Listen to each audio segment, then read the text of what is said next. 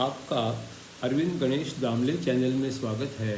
मैं अरविंद दामले प्रस्तुत कर रहा हूँ दासबोध। 16वें दशक के पहले समास में रामायण के रचयिता वाल्मीकि का स्तवन किया गया है। ये अलौकिक कार्य एक मछुआरे वाल्हा के हाथों हुआ। उन्होंने राम के नाम का जप किया। जहाँ उन्होंने तप किया वो वन भी तीर्थ बन गया। उन्हें उत्तम कविता करने का वरदान मिला।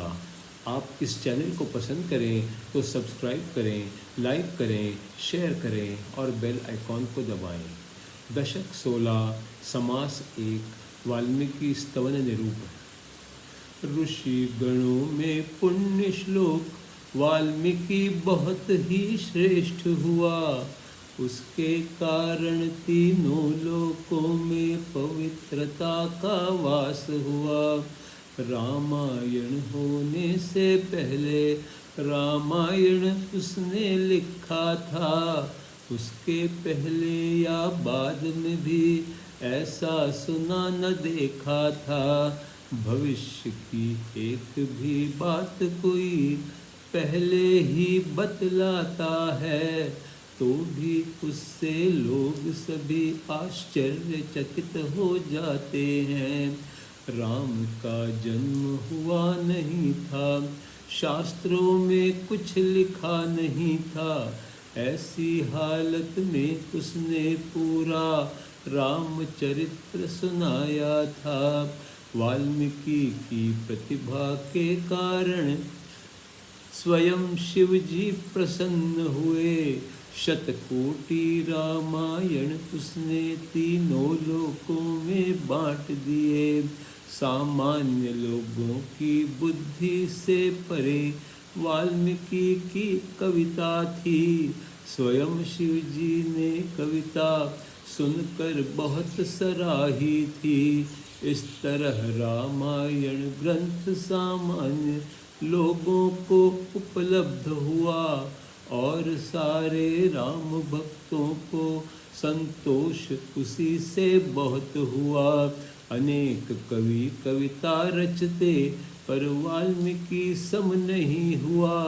उनके जैसा कवि पहले और अभी तक भी नहीं हुआ।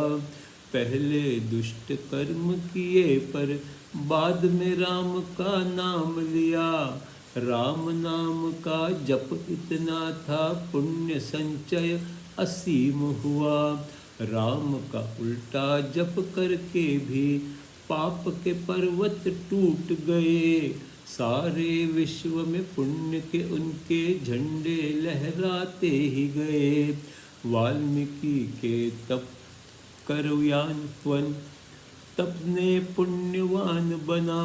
सूखी लकड़ी से भी अंकुर तप के बल पर निकल पड़ा। वाल्हा नामक मछुआरा था, जीव हत्या भी करता था। फिर बना पंडित और ऋषि, हर कोई वंदन करता था। पश्चाताप हुआ, ज्ञान मिला, वहाँ पाप कैसे रहता। तपाचरण कर पुण्य कमा कर जैसे नया जन्म लिया था। पश्चाताप कर तप में बैठा, दीमक का चींटा देह पर था। इस कारण बाद में उसे वल्मीक नाम मिल जाना था। इतने कठिन तपाचरण को वाल्मीकि ने अपनाया था। बड़े तपस्वियों का भी इससे हृदय कांप जाता था। तपस्वियों में श्रेष्ठ था, कवीश्वरों में श्रेष्ठ था। जो कुछ कहना था वो निश्चित स्पष्ट रूप से कहता था। निष्ठावानों का सिरमौर, राम भक्तों का भूषण था। असाधारण ढूंढता देख साधक को ढाढ़स मिलता था। वाल्मीकि ऋषीश्वर धन्य है, समर्थ कवीश्वर धन्य है। ऐसे श्रेष्ठ ऋषीश्वर को साष्टांग प्रणाम मेरा है। वाल्मीकि ने लिखी न होती राम कथा, हमें ना मिलती। जितना वर्णन करें उनका उतना भी होता है कमती।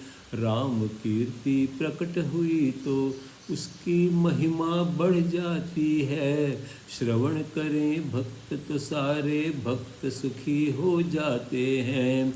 राम कीर्ति में डूब गया जन्म का सार्थक कर डाला। पृथ्वी पर भी बहुतों का उद्धार उसी ने कर डाला। बड़े बड़े राम भक्त हुए जिनका महिमा अपार है। रामदास कहे कि वो इन सब भक्तों का दास है।